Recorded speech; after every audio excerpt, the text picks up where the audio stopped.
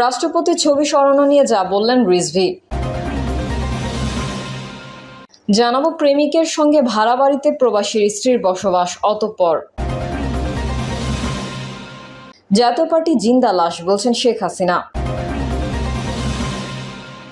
এবং সর্বশেষ জানাবো মাই টিভির চেয়ারম্যানকে গ্রেফতার প্রশ্নে যা বললেন স্বরাষ্ট্র উপদেষ্টা।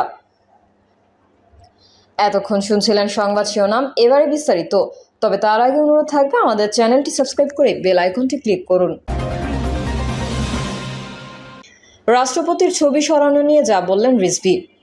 বিদেশে অবস্থিত বাংলাদেশি দূতাবাস ও কনসুলেট অফিস থেকে রাষ্ট্রপতি মোহাম্মদ শাহাবুদ্দিনের ছবি সরানোর মৌখিক নির্দেশনা পাঠিয়েছে পররাষ্ট্র মন্ত্রণালয়। ওই নির্দেশনা পাওয়ার পর এরই মধ্যে কয়েকটি দেশের বাংলাদেশ দূতাবাস থেকে রাষ্ট্রপতির ছবি সরিয়ে ফেলা হয়েছে।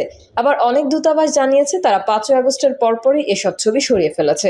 কূটনৈতিক সূত্রের ভাষ্য, গত কয়েক মাস ধরে জিরো পোর্ট্রেট নীতি বা কোনো ছবি না রাখার সিদ্ধান্ত অনুসরণ করা হয়েছে। সেই নীতি অনুসরণ করতেই সরানো হচ্ছে রাষ্ট্রপতির ছবি। বিদেশে বাংলাদেশি দূতাবাস ও কনসুলেট অফিস থেকে রাষ্ট্রপতি মোহাম্মদ শাহাবুদ্দিনের ছবি সরানোর প্রসঙ্গে সোমবার সাংবাদিকরা বিএনপির প্রতিক্রিয়া জানতে চান দলটির সিনিয়র যুগ্ম মহাসচিব রুহুল কবির রিজভীর কাছে। জবাবে তিনি বলেন, সরকার একটা নীতি ঘোষণা করেছে, জিরো পোর্ট্রেট নীতি। এই নীতি পরিপ্রেক্ষিতে তারা এটা করেছে। এটা আমরা জানি না এটা উচিত না অনুচিত। দলে আলোচনা করে পরে আমরা মন্তব্য করব। এদিকে গতকাল পররাষ্ট্র মন্ত্রণালয়ের কর্মকর্তাদের বরাত দিয়ে বার্তা সংস্থা ইউএনবি তাদের প্রতিবেদনে লিখেছে, নাম প্রকাশ না করার শর্তে বিদেশে অবস্থানরত এক জ্যেষ্ঠ কূটনীতিক বলেছেন, আমি বলতে পারি সদর দপ্তর থেকে লিখিত কোনো নির্দেশনা ছিল না, তবে ইঙ্গিতটা বোঝার দরকার আছে। এ বিষয়ে দুটি দিক রয়েছে। 5ই আগস্টের পরিবর্তনের পর সাবেক প্রধানমন্ত্রী শেখ হাসিনার ছবি সরানো হয়েছিল। এমন পররাষ্ট্র মন্ত্রণালয়ের উদ্যোগে মিশন প্রধানের নিয়ে অনলাইনে একাধিক সভা অনুষ্ঠিত হয়। যখন আমরা দেখি মন্ত্রণালয়ে কোনো ছবি নেই, তখন সেটা সংকেত দেয়। তাই রাষ্ট্রপতির ছবিও কয়েক মাস আগে সরানো হয়েছিল। ওই কর্মকর্তা আরও জানান, তার ধারণা অধিকাংশ মিশন কয়েক মাস আগে থেকেই একই জিরো পোর্ট্রেট নীতি অনুসরণ করেছে। প্রেমিকের সঙ্গে ভাড়া বাড়িতে প্রবাসীর স্ত্রীর বসবাস, অতঃপর জীবিকার তাগিদে স্বামী 8 বছর ধরে থাকেন সৌদি আরবে। দেশে পরকীয়া প্রেমিকের সঙ্গে ভাড়া বাড়িতে থাকেন স্ত্রী, দিয়েছেন স্বামী স্ত্রী পরিচয়।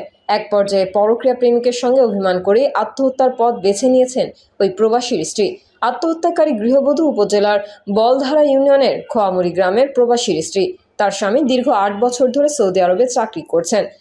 স্থানীয় সূত্রে জানা যায়, স্বামীর অনুপস্থিতিতে ওই গৃহবধূ রফিকনগর গ্রামের দুদু কসাইয়ের ছেলে নুরু কসাইয়ের সঙ্গে পরকীয়া সম্পর্কে জড়িয়ে পড়েন। সম্প্রতি তারা স্বামী স্ত্রীর পরিচয়ে গারাদিয়া এলাকার নকিম উদ্দিনের স্ত্রী হেনার বাড়ি ভাড়া নিয়ে বসবাস করছিলেন।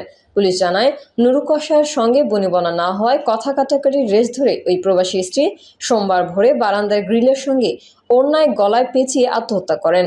ঘটনার পর থেকেই প্রেমিক নুরু কসাই পলাতক রয়েছেন। খবর পেয়ে সিংগাইর থানা পুলিশ ঘটনাস্থল থেকে মরদেহ উদ্ধার করে মানিকগঞ্জ মর্গে প্রেরণ করেছেন।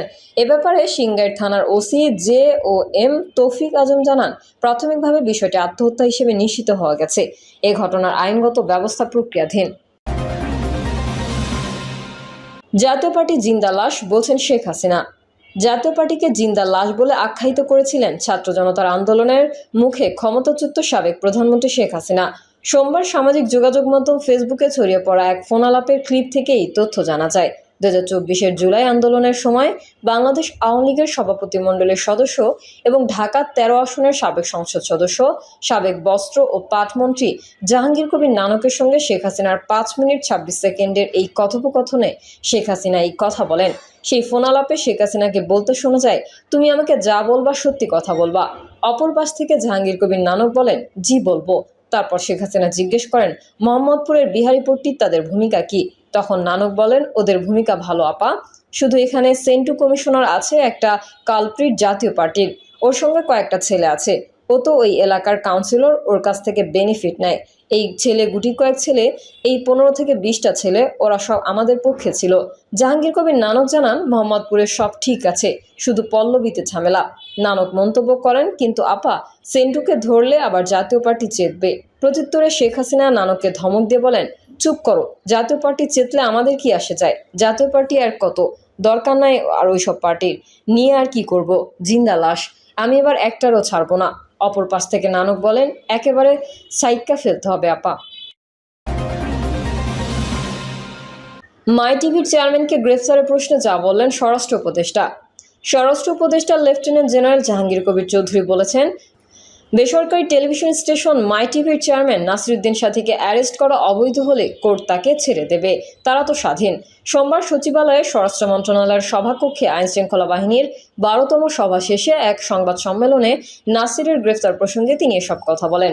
মাই টিভির চেয়ারম্যানের বিরুদ্ধে মামলার ঘটনার বাদী বলেছেন, এ ঘটনায় তার সম্পৃক্ততা নেই, তবুও কেন তাকে গ্রেফতার করা হয়েছে।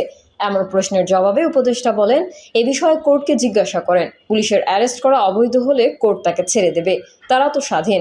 জাহাঙ্গীর আলম চৌধুরী বলেন, আমরা চাই সাধারণ জনগণ বা নির্দোষ জনগণ কোনোভাবেই যেন হয়রানির শিকার না হয়। যে দোষী সে কোনো অবস্থায় ছাড়া পাবে না।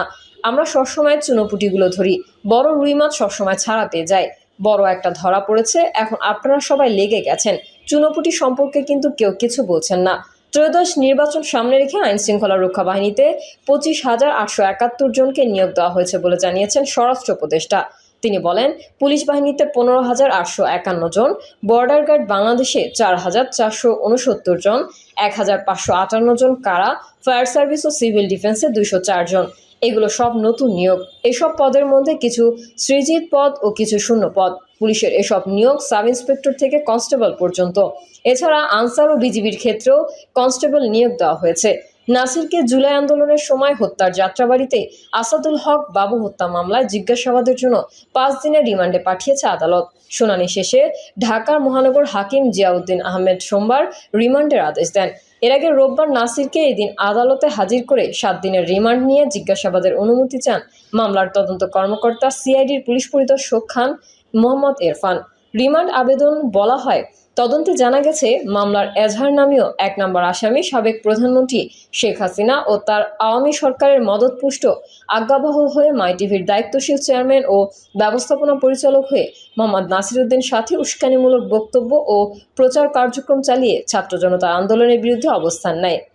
তার এমন উস্কানিমূলক কার্যক্রমে অনুপ্রাণিত হয়ে স্থানীয় আওয়ামী সন্ত্রাসী, রাজনৈতিক নেতাকর্মী ও আইনশৃঙ্খলা বাহিনীর নির্বিচারে গুলিবর্ষণে আসাদুল হক বাবু মারা যান বলে তদন্তে এসেছে। তদন্ত কর্মকর্তা তার আবেদনে বলেন, তদন্তে উঠে এসেছে মাই টিভির চেয়ারম্যান ও ম্যানেজিং ডিরেক্টর পদের নাসিরুদ্দিন সাথী সাংবাদিকতার পেশায় গুরুত্বপূর্ণ পদে নিয়োজিত ও দায়িত্বে থেকেও তার অনৈতিক প্রভাব ও প্রতিপত্তিতে দলীয় এবং ব্যক্তিগত স্বার্থে সাবেক সরকারের আজ্ঞাবহ হয়ে বিরোধী দলমতকে প্রত্যাখ্যান করেছে। প্রকৃত ঘটনা, অজ্ঞাতনামা আসামিদের পরিচয় শনাক্ত করার জন্য ও রহস্য উদ্ঘাটনের জন্য তাকে রিমান্ডে নিয়ে জিজ্ঞাসাবাদের প্রয়োজন। গোয়েন্দা পুলিশের একটি দল রোববার নাসিরুদ্দিন সাথীকে তার গুলশানের বাসা থেকে গ্রেফতার করে। প্রিয় দর্শক, এই ছিল এখনকার সর্বশেষ সংবাদ। আপডেট সংবাদ পেতে চ্যানেলটি সাবস্ক্রাইব করে বেল আইকনটি ক্লিক করুন। কমেন্টে আপনার মতামত জানিয়ে আমাদের সাথেই থাকুন। ধন্যবাদ সবাইকে। আল্লাহ হাফেজ।